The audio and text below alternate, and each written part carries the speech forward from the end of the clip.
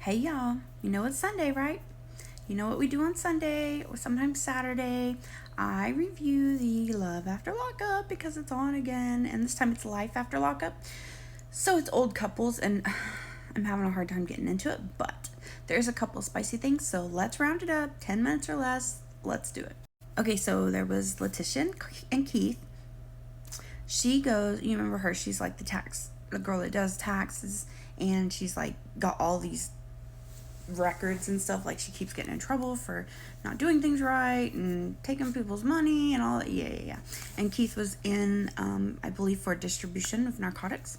So anyway, he gets out and Letitia picks him up in a limo. She has it all decked out. They crawl in. They do the thing, like the whoop whoop. Yeah, do that. And then he tells her, hey, I need to take the bus. She was kind of put out by it. She's like, fine, I'll take the bus with you. He didn't want to get in trouble. Like, they're told to get on the bus and go to their halfway house. So anyway, they did their thing. They got on the bus and took him to the halfway house. But in between that, the bus pulled up to the halfway house where they were supposed to where he was supposed to go, and they had a little surprise for him. Like all of his family and everyone, his brothers, sisters, mom, dad, everyone was there. They had signs and all this stuff, and I thought it was really cute because when dad hugged him, he started crying. But anyway, so that was super special. His family came out and said they loved him and all that before he had to go in. But that's all that really happened with them. So the next couple was Courtney and Will. So in between last season and this season, Courtney went back to jail. Yeah, she was there for rugs, if you remember. Well, anyway, she calls Will on this one, and she's like, are you going to pick me up? And Will's he's thinking about it, but he's also thinking, hey, I can't keep doing this. You went back to jail, and I'm not ready to have this prison life. However, we knew Will would get in the car and drive from California to Oregon. It's kind of confusing because she calls him and says, where are you at? And he never really said, but you can see him parked. I'm sure he was parked down the road somewhere. Anyway, so a guy named Mark, comes to pick her up. Yeah, it was super weird. Like, she came out and she was like, what are you doing here? He said, pick you up. And she's like, well, Will's supposed to pick me up, my husband. She keeps going. Well, that's when she called Will. She's like, where are you at? And he's like, who picked you up? She's like, Mark's a nice guy, and he took care of me while you weren't here and while you weren't helping me. And like, you can tell that Mark is just head over heels for her. Like, everything she was saying, he was just like, I can do better and you deserve better and me, hello. And she's just kind of like, ugh. She even tells the producers that she's like, yeah, that will never happen. But he is a nice guy and he does do things for me. I mean, totally running him over. But anyway, she did accept the ride and she got in the car with him. She also went to tell him that she needed money, and that apparently he was telling her last time that he would give her $1,000 a month. And she's like, you only gave me, I think it was 400 or something, or 300. She's like, you owe me $676 or something like that. I don't remember the exact change, but she's like, you still owe me this. Like, yeah, I don't think it counted when he went back to jail. I think that made that null and void. But whatever. So she's like, are you going to give me money? And he says no. So Mark takes her to the halfway house, the one she was at. She had to get her stuff, and they had to send her to a new one because she got kicked out of the last one. So that's all that happened with them. Next was Bianca and Daniel. If you remember the last show, they had broke up. Well, somehow this is going back to when they were together. So this show must be getting, like, yeah, I don't know. They're desperate or something. Anyway, so Daniel is coming in the kitchen, and he looks around, and he goes to his computer, and he finds an email saying that he had to go to court the very next day. So had he not been looking at his email, he wouldn't have known. And if he didn't show up to court, there was a warrant issued for his arrest. So he jumps up the next day, gets ready for court, which is 7 hours away, and he goes alone. He doesn't want Bianca there because he didn't want to hear her complaining the whole way, which I totally get it because that's all she does, complain and nag at him.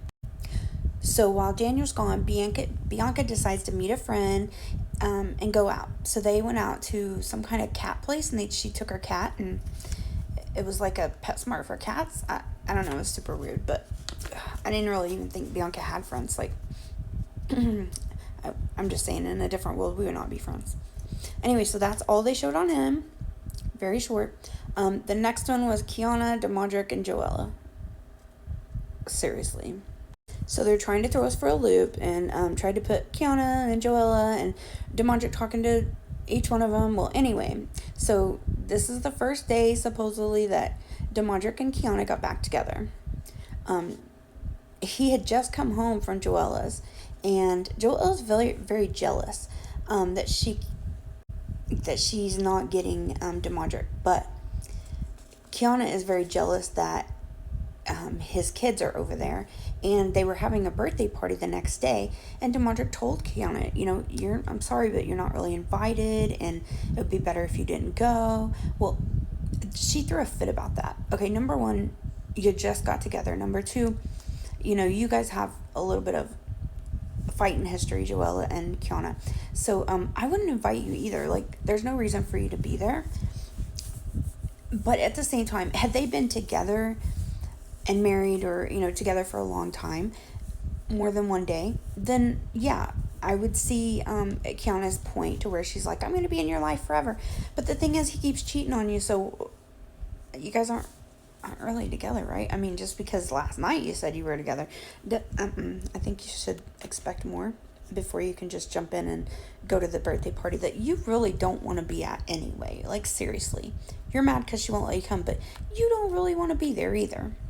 Anyway, if it was the other way and he said you have to come, she would throw a fit. I don't want to go over there. Yeah. Anyway, anything for the TV, right?